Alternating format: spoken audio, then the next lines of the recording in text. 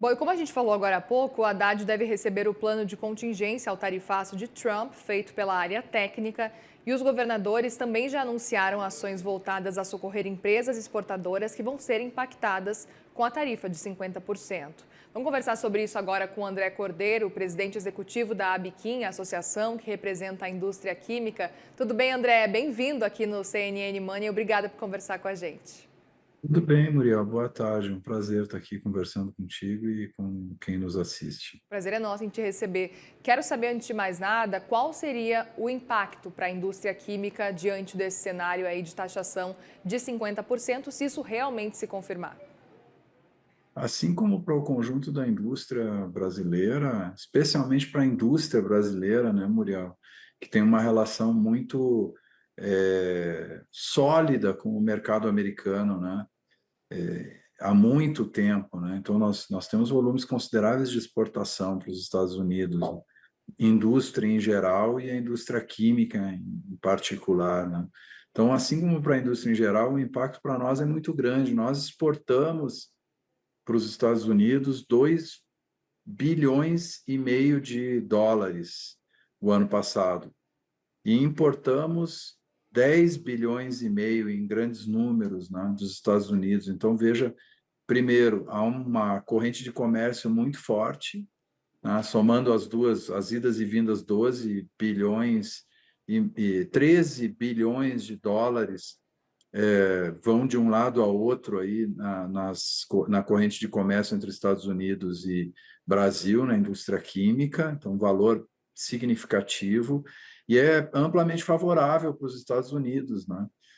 Na indústria química, o produto mais relevante são as resinas termoplásticas, né? Elas são o maior volume de importação, né? Um produto mais importado dos Estados Unidos, a partir dos Estados Unidos vindo para o Brasil, né? E os produtos mais exportados para lá são o que a gente chama de químicos inorgânicos, por exemplo, e aqui eu acho que tem um exemplo desse encadeamento entre as duas economias muito forte, né, que vai trazer prejuízos muito grandes para ambos os lados se o tarifaço se efetivar dia 1º de agosto. Nós produzimos no Brasil um químico que se chama sílica metálica, Muriel.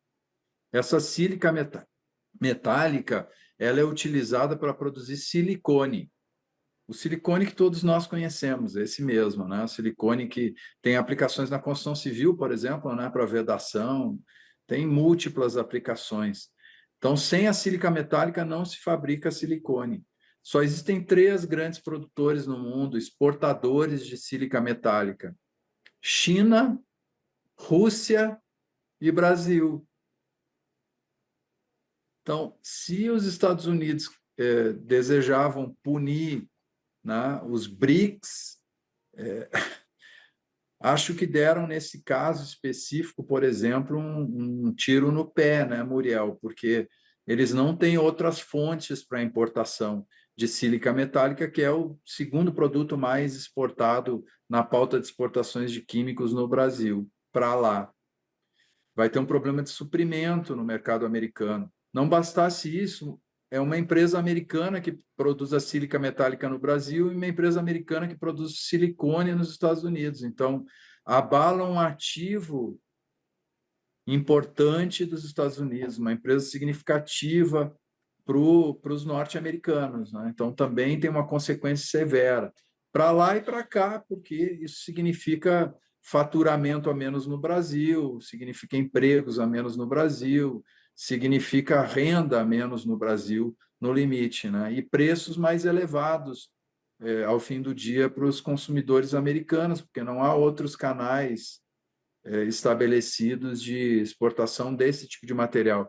O mesmo a gente pode falar para vários outros produtos químicos, viu, Muriel? Eles, em geral, atendem mercados de maneira consistente, sistemática, né? São canais de venda estruturados ao longo de muito tempo, que os próprios americanos vão ter dificuldade de deslocar a compra, E né? queria, Atendem nichos muito específicos, às vezes produtos que os próprios americanos não vão encontrar em outros mercados, com a disponibilidade de uma forma tão rápida. Então, é uma medida que não tem, que só tem efeito ruim de lado a lado, né, Muriel? Então, o não, impacto é grande, é importante, os valores são elevados, né? Sem dúvida, eu queria entender justamente um pouco mais sobre a percepção de vocês diante desse cenário, ainda mais levando em consideração a exportação desses produtos, se vocês pensam em substituir os Estados Unidos, se realmente a gente está falando de uma tarifa que realmente vai vigorar de 50% para o Brasil, se vocês pensam em substituir o país, os Estados Unidos, talvez já com outros países, em movimentar esse mercado nesse sentido, ou não, ainda assim, nesse caso, é É, difícil fazer essa substituição. é muito difícil deslocar esse volume, né? Esses valores, esses volumes tão rápido assim, né, Muriel? Evidentemente que as empresas estão procurando alternativas de escoamento da produção para não, justamente para não precisar reduzir a produção e não ter impacto nos seus resultados. Mas, se o produto está indo para os Estados Unidos, se esse volume está indo para lá, é porque esse foi o melhor mercado encontrado para fornecimento. Então, mesmo que se desloque alguma perda, a gente vai contabilizar no final. Então, é uma situação realmente muito complicada. A alternativa de encontrar outros mercados é muito difícil nesse prazo curtíssimo aí, né? Então, a tendência é que realmente a gente tenha um impacto em redução de produção, em redução de faturamento, nos resultados das empresas, né? Enfim, na dinâmica produtiva do Brasil. Claro, com certeza. E aí eu queria entender também, olhando do ponto de vista aí especificamente de vocês, se na percepção de vocês o ideal seria o Brasil retaliar e abrir, então, levar em consideração a lei de reciprocidade que o Brasil aprovou no Congresso Nacional, que o presidente Lula assinou o decreto também. Se na sua percepção faz sentido essa retaliação ou o ideal seria o diálogo para reduzir nem que fosse 10% dessa tarifa, dessa taxação. Olha, nesse momento, assim como foi na aplicação das tarifas ali no início do ano, né, nós ficamos com uma tarifa de 10%, né, Muriel? Até agora, essa é a realidade, né? O ideal é procurar primeiro a mesa de negociação, né? E como há alguns sinais de que existe um certo bloqueio de canais de negociação, né?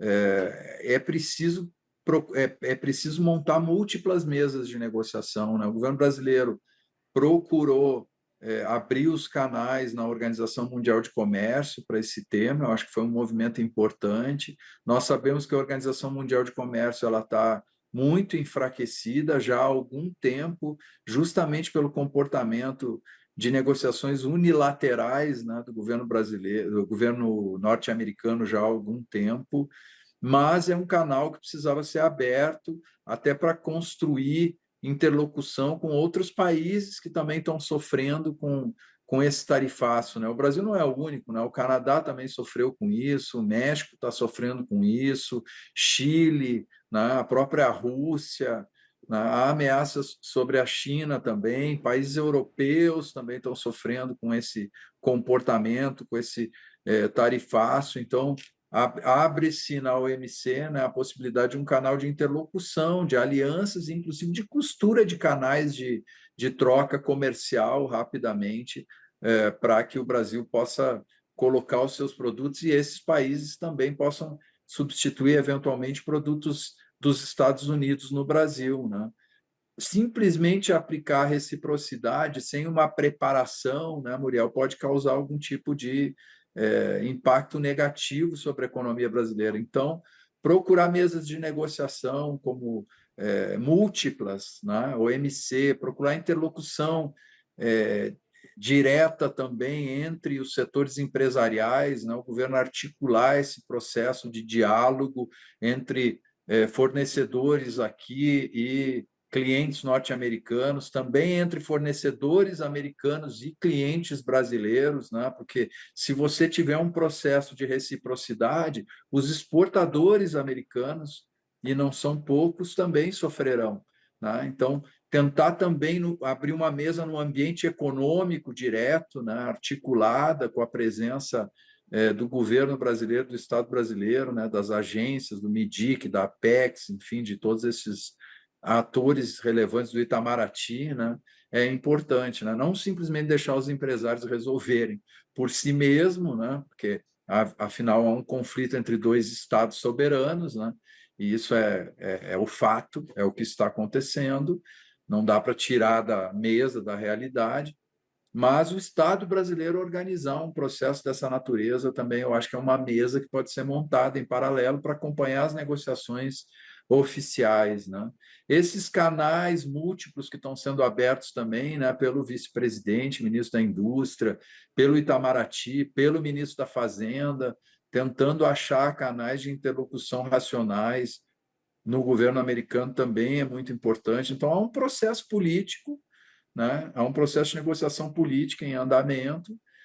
Nós esperamos que esse processo de negociação política, que esse diálogo surta efeito e que os temas que não têm natureza econômica, né, Muriel, sejam retirados da mesa, que a gente passe a dialogar sobre as vantagens comerciais que existem nessa relação econômica entre Brasil e Estados Unidos, especialmente para os Estados Unidos, né?